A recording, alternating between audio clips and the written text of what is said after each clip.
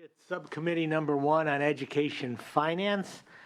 Today we have several issues we're going to be discussing, but they are all either informational or issues that we don't intend to take a vote on. We will have public comment at the end of the entire agenda today. No matter which of the 4 issues you wish to speak on, you will comment at the end. The issues will begin with Department of Education, talking about fiscal crisis, management assistance team, FICMAT, and an update on K-12 school district fiscal health. Then we will move to Commission on Teacher Credentialing and talk about their budget overview, misconduct, teacher misconduct, workload, and a hot topic these days, teacher workforce supply and demand. So to begin, I'd like to invite up Joel Montero, the CEO of FICMAT, and Mike Fine, the Chief Administrative Officer. Hey, Joe.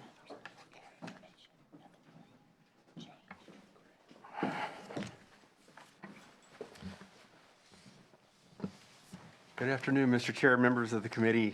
Sergeant's bringing around a little structured outline for us. I'll get right to it. This is our annual sojourn to the subcommittee to talk about fiscal health in general of California's school system and education. Remember that our role is to talk not only about emerging fiscal emergency issues, but other emerging fiscal issues in the state that we think are related to California education over the current term, which for us, generally speaking, is current plus 2 years, but for the most part, we try to look out beyond that. Our work is not only in fiscal emergency, but also extraordinary audits or fraud audits, and then management assistance and professional development. Mike Fine is the newest member of our staff. We're thrilled to have him. I mentioned to the assembly yesterday, we went into Riverside like a thief in the night and stole him out of there. He has a great current experience with us, or with the state in education, and has been a great addition to our team. So in your backup, you have the graphic that we bring every year. It looks something like that. It is the information that we collect relative to first and second interim certifications of county offices for school districts. Remember that there are 3 points in time where county offices review districts. That would be at budget approval on or around July 1st, and then at October 31st, first interim reporting period, and January 31st, second interim reporting period. You can see that the official numbers related to first interim in this current fiscal year, 4 districts are in a negative certification and 16 were qualified certification. Remember also, qualified certification is kind of like the early warning shot across the bow. It's a point in time where a county office says, you know, you may not be able to meet your financial obligations for current plus 2 years. It's a budget certification, basically based on budget. Negative certification is a little bit more serious. It is that you will not be able to meet your financial obligations for current plus 1. We generally consider a negative certification as a cash issue more than a budget issue. And of course, in our work, running out of cash is where the rubber hits the road. And our job is to assist districts, move districts back into the direction of solvency, so that they don't wind up on your doorstep asking for an emergency appropriation. And that happens when they run out of cash, or more specifically, can't make payroll. So we look very carefully, most carefully, at those districts that are at the negative cert. And you have 4 of them on this particular list. If you look at the second page of that information, Inglewood, Castaic, Union, Julian Union, and Shandong Joint. Inglewood, of course, is under state receivership, and they are a negative certification at first interim. The good news there is that they will move to a qualified certification as of second interim, and so that's good for them. They seem to be making progress. They have a brand new state administrator, Dr. Vince Matthews, who we think is doing a good job.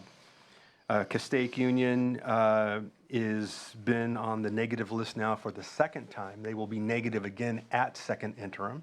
They're a small district struggling, trying to deal with issues of declining enrollment and overstaffing based on that. And they just haven't been able to move quickly enough to make those changes.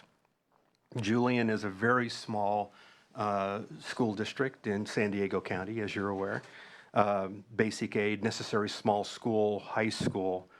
And I think they have about 145 children in their district.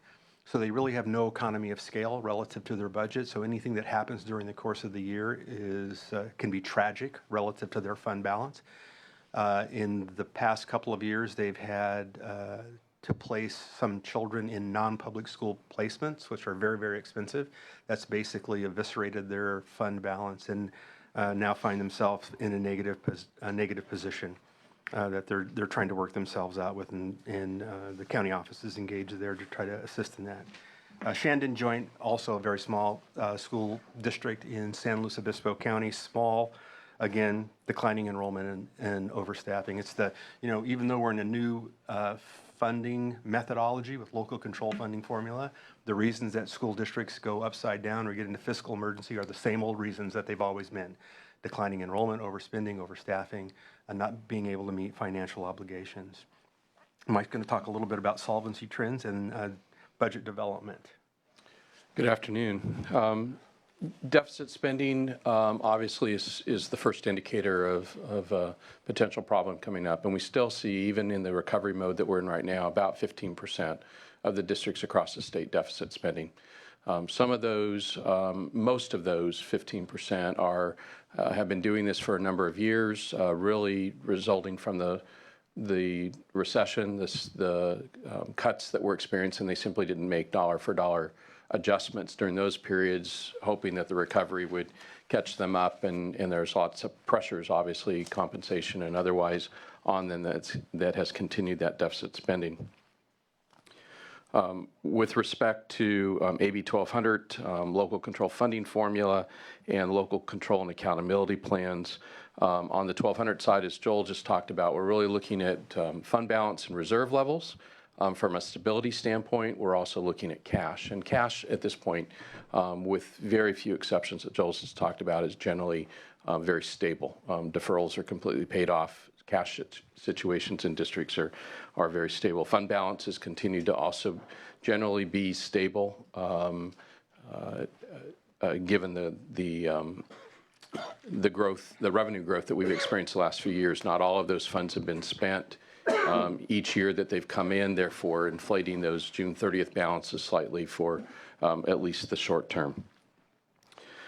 Joel mentioned that fiscal solvency issues are driven in many cases by declining enrollment environments, and certainly for a handful of the districts on the negative list, that is the case. And it's simply the speed in which the revenue drops and the lack of speed in which the corresponding expenditures drop. Sometimes those are difficult cuts to make. Sometimes enrollment, as you can appreciate, doesn't drop in the same proportion that expense. You lose a handful of kids, but that's insufficient to actually lose a staff member in order to maintain program. And so they simply have this constant balancing act to follow. LCFF, obviously very positive. LCAP, forcing the alignment of program and budget. And districts are implementing that at different paces as at the local level, and for the most part doing fairly well with that. Moving on to budget development, we advise districts at this point, as we look at the LAO and finances forecasts for the out years, we see a slowing in the revenue growth. Year over year, revenue growth for school districts is slowing. At the same time, fixed costs are not slowing. STRS and PERS rate increases are fixed at this point, and so those are certainly going to come together. Slowing revenue, probably insufficient to cover the fixed STRS and PERS contribution rate increases, and so we are talking about cost containment. When we talk to them in the context of their LCAPs, their local control and accountability plans, we talk to them in terms of making those scalable. So put those plans in place, but have a growth component to it, have a decline component to it. So as the revenue goes up and down, they have the ability to still implement good program elements in those LCAPs, but do it on a scalable basis that can be adjusted once final budget numbers are known. Data management at this point is never been more critical. The quality of the data that the school districts are submitting predominantly through CSIS, which is part of our organization, which is CalPADS for the state, not only the counts of kids, but the demographics of kids, the characteristics of kids. That now generates basically 99%, if not almost 100% of the revenue for school districts. And so that data quality is critical. It's no longer done manually as it used to be done. Different elements of it used to be done manually. It's now fully automated. And so that quality of the original data that the school district's maintaining, that ultimately we gather and report on behalf of the state, is a critical component to their operation. So just a couple of more points, and we'll get to any questions that you have. Basically, what Mike is saying, we have year-over-year stability, certainly in the current year and the subsequent year, 16-17, relative to the budget. We think that there's high level of stability, and that is apparent relative to the number of qualified and negative certifications. We expect that the total number of qualified and negative certs at second interval will be about the same, if not a little bit less. However, our work, we have to look at current +2. As a matter of fact, we often look at current +5. So when you begin to extend out beyond the current year that we're in the budget year, you begin to see really less stability relative to district spending. And so, as Mike mentioned, our advice to districts is to begin now to start thinking about cost containment strategies and to have at least parallel plans in terms of LCAPs relative to growth and to potential of decline. The negative certifications tend in this market to be more negative than we've seen before, and so we worry about them much more. We worry even more about the negatives that are currently qualified but are moving close to the edge of being a negative certification, and what in a flat economy, how that might play out in a flat economy. You're going to hear some information, I think, again after us, related to California teacher shortage.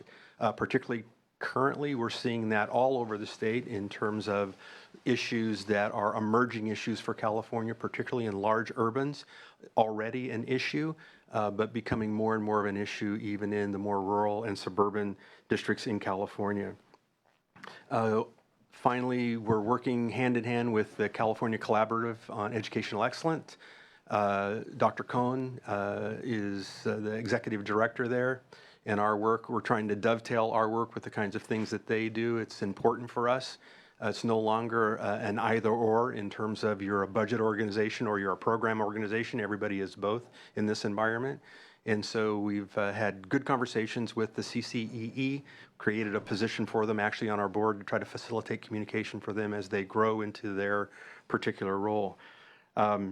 So with that, those are kind of our prepared comments. We're happy to answer any questions that you might have on this or anything else. Thank you for those very clear and concise comments. Appreciate that. I think my vice chair probably has a few questions, so. Oh, I'm loaded for bear. Good to see you, Mike. Nice to see you, Senator. How's Bakersfield? Well, it's great. Okay. Although I'm Just say it's great, Mike. I'm in Riverside most of the time. Oh, okay, So. great. Good. He's only been home 3 or 4 days since we hired him, so. Oh, is that right? Well, the background material we have, AB 1200 created an early warning system to help LEAs avoid fiscal crisis. And you kind of hinted at it with CalPERS, CalSTRS, but how about the OPEBs? Is that part of the pension and the OPEBs? Is that the retiree medical? Like LA Unified has got a massive unfunded retiree medical. Is that in your formula? It is one of the risk factors that we look at. So we have a whole series of risk factors that we would look at if we were going into a district, and that we also provide to the county offices of ed as they look at budget and stability matters in a district. In one district, OPEB may be an issue, in another district it may not. So we encourage them to be individualized and kind of custom their review and their assessment of risk. But certainly unfunded OPEB is been a longstanding issue for many districts. The majority of school districts, probably not the majority of ADA in the state, representing the ADA in the state, but the majority of school districts have moved out of lifetime benefits. Not too far from you, Senator, would be Orange Unified, that had that burden for many, many years. Eventually, through collective bargaining, moved themselves out of that. LA certainly continues to be an exception in that. Their benefit costs on a per ADA basis are very high compared to other districts across the state, certainly average numbers across the state. New this year under GASB, the newest GASB statement has us recognizing that unfunded liability on the balance sheet as a liability. So remember that earlier GASB pronouncements and statements required us to acknowledge it but not fund it.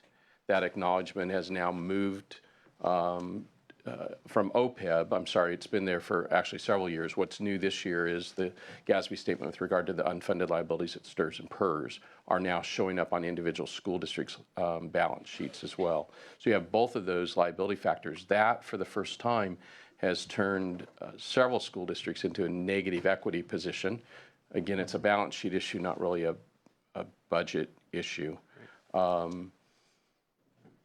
Funding OPEB is probably not in the foreseeable, for most districts, is not in the foreseeable budget realm. There just simply isn't that kind of resource out there to do that. Yeah, for our work in terms of districts that when we're looking at them in terms of fiscal health analysis, we're trying to determine where they are in the creating or developing a funding mechanism relative to the unfunded liability.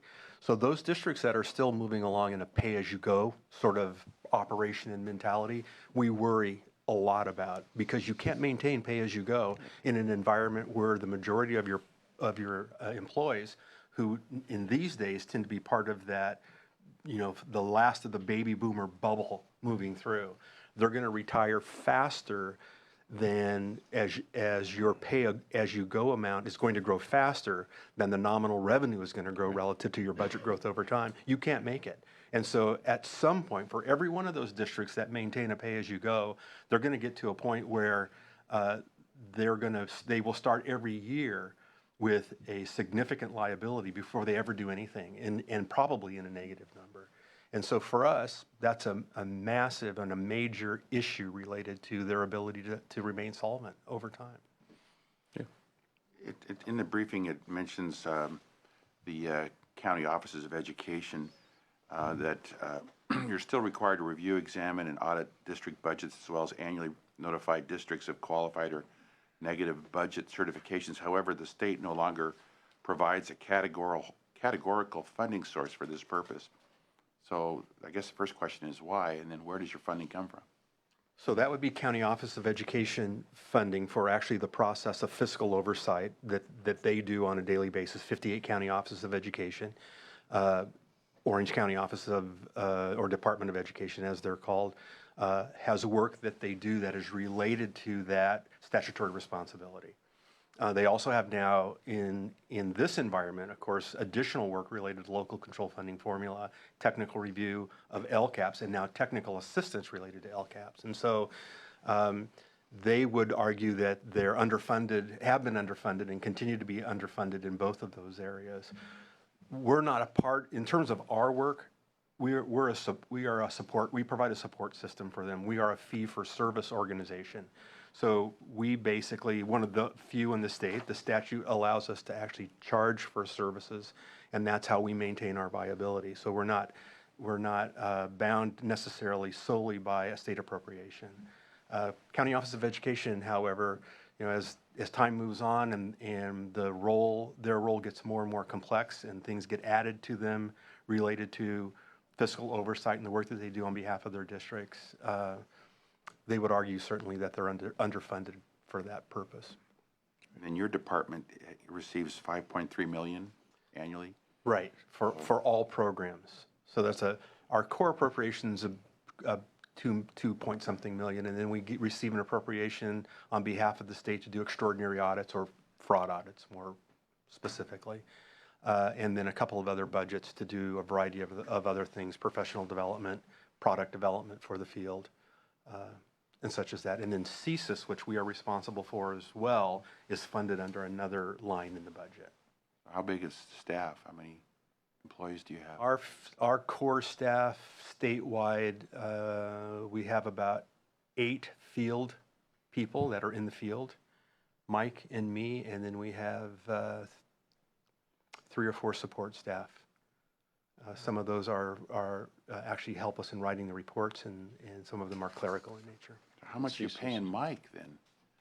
Way too much. Okay. Not Just a enough. couple more quick questions. The second report was due on March 17, but that's not in here, and that was just a time Yes. constriction. Okay. Yeah. So what we do is you have the results of first interim. Those are official results. They are certified by the Department of Education. What we do is as soon as the districts submit, which is 45 days past, in this case, second interim, January 31st, we collect unofficially those self-certifications. So districts self-certify, they submit their budgets or their certification to the County Office of Education. Then County Office of Education has an additional 30 days to really decide whether or not their analysis, the district analysis, passes the giggle test for the most part. They can change the certification up or down. So they could change from a qualified back to a positive. Almost never happens. As a matter of fact, I don't think has ever happened. More commonly, they can change the certification from a higher level certification to a lower level certification. That happens about 10% of the time. And so we will have those official numbers sometime or the certification of the Department of Education, probably sometime in late April, early May. We do know the unofficial numbers for second interim are 15 qualifieds and 1 negative certification. Those will grow by the time the county office gets in and does their work. Okay, and then on page 4, that you said Castaic and Shandon, they were overstaffed. Is that administrative or teacher? Likely both. Mostly, the majority of their funding is at the teacher level, but as Mike mentioned, their real issue is declining enrollment, and they haven't been able in either one of those situations to mitigate that issue quickly enough because they will receive their current year revenue or prior year revenue, which is ever greater for 1 year in a declining enrollment environment. That works if your decline is about 5% or less.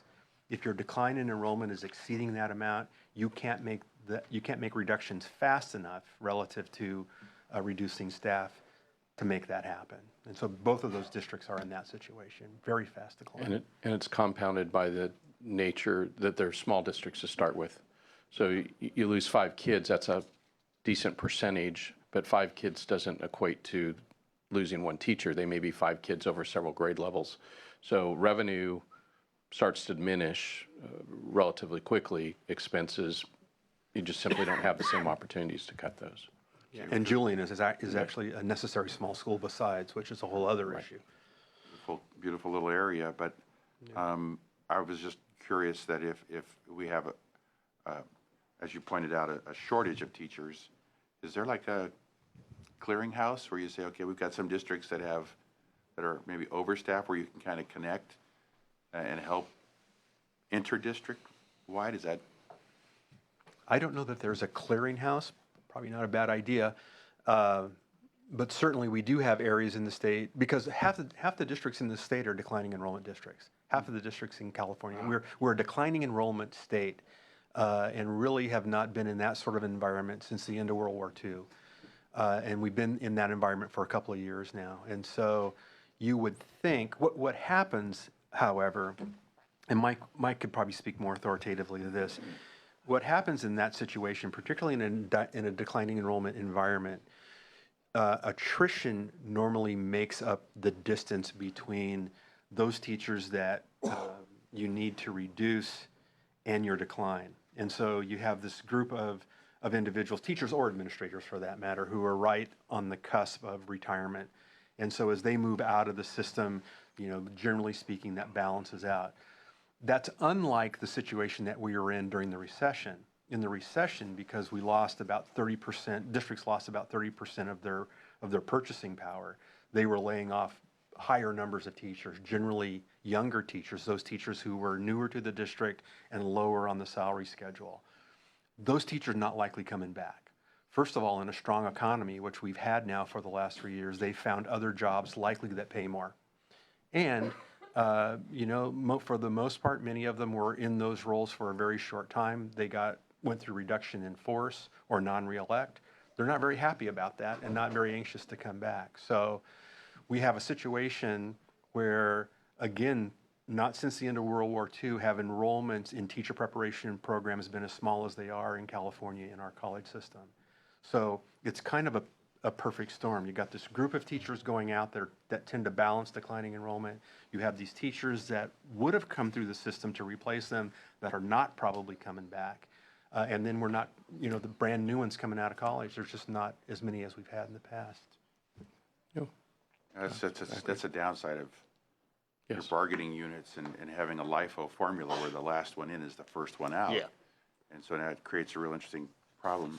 It's kind of a perfect storm in that sense. This graph, and I think this is my last question, Mr. Chair. On this graph, you have a rather dramatic decline in recent activities. You could probably do a correlation with the recession, and so could you maybe just explain to me why it went so high to the recession and why is it all of a sudden back to normal and even below normal trends? Yeah, so the reason that it went so high, remember that in my, you don't see it in color, I don't believe, but in my chart, the yellow lines, those ones that are, sort of the roller coaster of the graph that are very high, those are qualified certifications. Qualified certification is a budget certification. So when you're trying to make that judgment, whether it's a self-certification from a district or if you're going to change the certification from County Office of Education, you're going to look basically, initially at least, at three things. Whether or not you're deficit spending, if you're able to maintain reserve for economic uncertainty, and what the trend is relative to your fund balance flat, growing, or declining. And so in an unstable revenue market, because it's a budget certification and you're always looking at current +2, the third year out being the most kind of iffy, we tend to see in a marginal economy, qualifieds go way up because the confidence in the economy is low, and districts' revenues are going down generally in terms of appropriation, particularly in recessionary time. And so districts are much more cautious, I guess is the right word to say, and you see that great jump. As the economy begins to recover, there's more confidence in the economy, more money flows into education. We've grown in terms of Prop 98 from 2008-9 to projected 16-17, about 49 billion to around 70 billion. So we've had that growth. At the same time, we had the impact of Prop 30. At the same time, the maintenance factor relative to Prop 98 is paid off. So in a very short amount of time, lots of revenue fast coming into education. It's going to end abruptly. And that's why we're on this cost containment thing that nobody wants to hear out in the field. Our colleagues out in the field, we say cost containment, they say, you got to be kidding. Have you looked at current year and next year? And we say, yeah, but have you looked at the third and the fourth year out? And so precipitous drop in the number of qualified certifications because they ebb and flow with the state's economic health. You'll notice also that the negatives stay kind of flat all the way across because it's normally sort of the same players that you see in that negative cert. They are the ones that have unstable organizations, that have governance issues, that have system issues relative to their budget office or HR, and we tend to see the same ones over and over again, but it's fairly stable.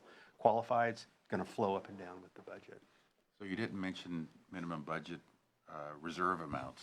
Is that No. a problem for you guys at all now that that's in place? I'm going to throw that one to Mike. Mike is very recent in the field, and so I just don't do that because I don't want to answer, but it's appropriate for him to answer it because he's had to live it. We're talking about the caps. Right. So the caps haven't taken place yet. What we see, I think, in the field at the bargaining table, and what you have a sense in the field is this is coming. So let's be smart about how we spend down our reserves if it's coming, so that we're not forced to spend quickly. So it's had some impact already, but the reality is it's not there yet. I would answer it this way, Senator, and that is that you had one district during the fiscal crisis require a bailout from the state, and that was a long time coming. I mean, they were working up to that for a long time. It wasn't just the fiscal crisis. The reason you didn't have more than that in the field was because districts managed their reserves and they they use their reserves to survive. Once those are capped, that same opportunity may or may not exist. I think the other thing that I would offer is that the small districts, so by definition less than 2,500 kids, which is half of the 1,100 school districts in the state, and basically all charters, the small districts, the cap is a much more serious issue for them than it is a medium size or a large district. The cap for them, take a small district like Julian, 2 kids in a family that are special needs kids that the district can't serve and they need to send to a non-public school at a very high price at potentially hundreds of thousands each. That could easily wipe out what was viewed as an excessive percent of cap, and yet overnight they could be before this body seeking a bailout.